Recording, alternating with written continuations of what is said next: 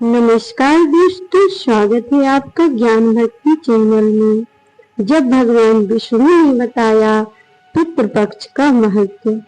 प्राचीन समय में एक बार भगवान विष्णु के पास भगवान विष्णु के वाहन गरुड़ जी उनके पास जाकर बोले कि हे प्रभु, मेरे मन में एक संदेह उत्पन्न हो रहा है कि पृथ्वी पर जो पितृपक्ष 16 दिन चलते हैं, कहा जाता है कि पितृपक्ष में पितृ देवता अपने वंशजों के पास आते हैं और उनके द्वारा अर्पण किया हुआ अन्न जल ग्रहण करते हैं और उन्हें आशीर्वाद देकर जाते हैं।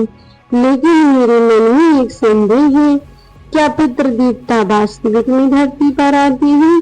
और यदि भी आते हैं तो कब आते हैं, किस रूप में आते हैं? दिन में आते हैं या रात्रि में आते हैं, या फिर केवल आह्वान करने पर ही आते हैं? मेरे मन में यह संदेह हो रहा है।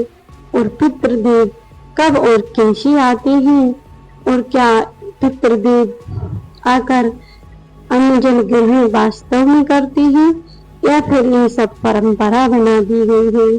ऐसा प्रश्न गरुड़ जी का सुनकर भगवान विष्णु छोटी सी मुस्कान के साथ बोले कि हे गरुड़ जी, तुम्हारा यह प्रश्न लोक कल्याण हेतु है। इस प्रश्न को उत्तर में तुम्हें दूंगा, क्योंकि यह प्रश्न जो तुमने पूछा है वह जन कल्याण के लिए पूछा है। आपका प्रश्न अत्यंत प्रिय है। और अपने पूर्वज कब धरती पर आते हैं, इस प्रश्न का उत्तर मैं तुम्हें एक कथा के माध्यम से दूंगा। आइए जानते हैं। प्राचीन समय में एक तपोवनीपुरी में एक धर्मनिष्ठ और न्याय प्रिय राजा रहता था, जिसका नाम था वीरसेन। राजा वीरसेन अपनी प्रजा का पालन पुत्र की भांति करते थे और न्याय प्रिय और कर्मनिष्ठ राजा था। वह अपना हर कर्म हर नियम पूरी श्रद्धा से करते थे। भगवान के भजन के निरत रहते थे और दान दया धर्म यज्ञ आदि करते थे। सभी उनकी प्रजा उसके राज्य में सुखी थी। राजा वीरसेन बड़े दयालु और धर्मनिष्ठ राजा थे। उनके राज्य में जब पितृपक्ष आता, भद्रप्रत के पूर्णिमा के दिन से जो पितृपक्ष चालू हो जाते, तब सभी उनकी प्रजा पितरों को तर्पण करते थे और सभी लोग कहते थे कि इन दिनों पितृ धरती पर आते हैं और हमारे द्वारा दिए हुआ अन्न जल ग्रहण करते हैं। राजा यह सब सुनकर आश्चर्यचकित हो जाते थे। राजा के मन में एक जिज्ञासा हमेशा रहती थी, क्या वास्तविक में पितृ धरती पर आते हैं? उस समय उनके नगर में सारा वातावरण पवित्र हो जाता था और वे भी अपने पूर्वजों को पितरों को तर्पण किया करते थे और उनका श्राद्ध भी करवाते थे। लेकिन उनके मन में संदेह रहता था, क्या वास्तविक में पितृदेव आते हैं, और आते हैं तो वे कब आते हैं? ऐसा वे हमेशा अपने मन में विचार करते रहते थे। राजा वीरसेन ऐसा सोच विचार कर ही रहे थे और रात्रि के समय सोचते सोचते वे शयन कर चुके थे, नींद में हो रहे थे। तभी उसी रात में स्वप्न आया कि हे वीरसेन, हम तुम्हारे आह्वान से प्रसन्न होकर तुम्हारे यहाँ आ चुके हैं। जैसे ही राजा के स्वप्न दिखा तो राजा के आश्चर्य से नींद खुल गई और वह उठ के बैठ गए। उन्होंने सोचा कि यह एक स्वप्न था या फिर कोई संकेत था जो मुझे पितृदेवों से मिला है।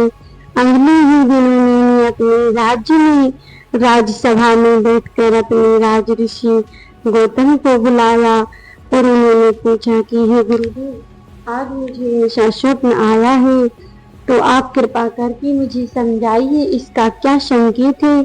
क्या वास्तविक में पितृदेव धरती पर आते हैं, और आते हैं तो वे किस समय आते हैं? यह हमारे मन में संदेह हो रहा था और मुझे आज ऐसा स्वप्न आया था। जब उन्होंने ऐसा अपने गुरु से कहा, तब उनके गुरु ने समझाया कि पितृ दिन में ही आते हैं तो रात में भी आते हैं। कभी उसी रात वीरसिंह ने एक दीपक जलाकर पितृदेवों का आह्वान किया तो उन्हें एक अदृश्य शक्ति दिखाई दी और उन्होंने उस शक्ति में स्वर में वीर सिंह से बोला कि हम तुम्हारी श्रद्धा से प्रसन्न हैं और तुम्हारे लिए हम आशीर्वाद देने रात में आए हैं।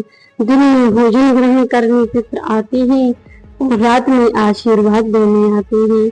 तब वीर सिंह ने उस स्वर से पूछा, तो क्या सभी लोग तर्पण करते हैं तो आप धरती पर आते हो? तब उस स्वर ने आवाज दी कि हाँ, छोटा तर्पण हो या बड़ा, जिसके श्रद्धा हो हम लोग तर्पण करने जरूर आते हैं। ऐसा स्वर ने बोला तो राजा वीर सिंह आश्चर्यचकित हो गए और उन्होंने यह बात खुद तक ही सीमित नहीं रहने दी, सारी सभा को बुलाया और उन्होंने यह बात सारी सभा को बताया कि हमारे पितृदेव तर्पण करने आते हैं, रात में भी आते हैं और दिन में भी आते हैं। जो मनुष्य पितृ पक्ष में दीपक जलाकर पितरों के नाम से रखते हैं, उन्हें रात में भी पितृ आशीर्वाद देने आते हैं और उनके घर से दरिद्रता दूर रहती है। राजा ने सभी प्रजावासियों को वह दृश्य बताया और सभी के लिए यह बताया कि हमारे पितृ तर्पण लेने जरूर आते हैं। और तभी से सभी प्रजागण राजा की बात पर विश्वास करके पितरों को तर्पण और दीपक जलाने लगे। तो दोस्तों, पितृगण आशीर्वाद भी देते हैं और तर्पण भी लेते हैं और जिस कोई पितरों के लिए दीप जलाता है, पितरों के नाम का तर्पण करता है, श्राद्ध करता है, ब्राह्मणों को भोजन कराता है, उसके लिए पितर अपना आशीर्वाद देकर चले जाते हैं। 16 दिन तक पितर धरती पर रहते हैं। भगवान विष्णु ने गरुड़ जी से पुनः कहा कि हे गरुड़ जी, अपने पितरों के निमित्त जो व्यक्ति तर्पण और श्राद्ध करता है, उसके पितृ मोक्ष को प्राप्त होते हैं और अन्य पितृ ऐसे ही भटकते रहते हैं। तो दोस्तों, आपको ये कथा कैसी लगी पितृपक्ष की, कमेंट करके जरूर बताइएगा और यदि वीडियो अच्छी लगी हो तो लाइक करके चैनल को सब्सक्राइब कर लेना और कमेंट बॉक्स में जय श्री नारायण जरूर लिख देना ताकि भगवान विष्णु की और पितरों की कृपा आप सब पर बनी रहे। इस कथा को सुनने से पितरों की दोष की समाप्ति हो जाती है। तो ये कथा आप अवश्य सुनिए। जो भी चैनल पर नए हैं, मोबाइल आइकन को ऑन कर देना ताकि जो भी जानकारी मैं कर रही हूँ उसकी सबसे पहले नोटिफिकेशन आपके पास पहुंचे। तो मिलते हैं नेक्स्ट वीडियो में, तब तक के लिए जय श्री कृष्णा, राधे राधे, जय श्री नारायण।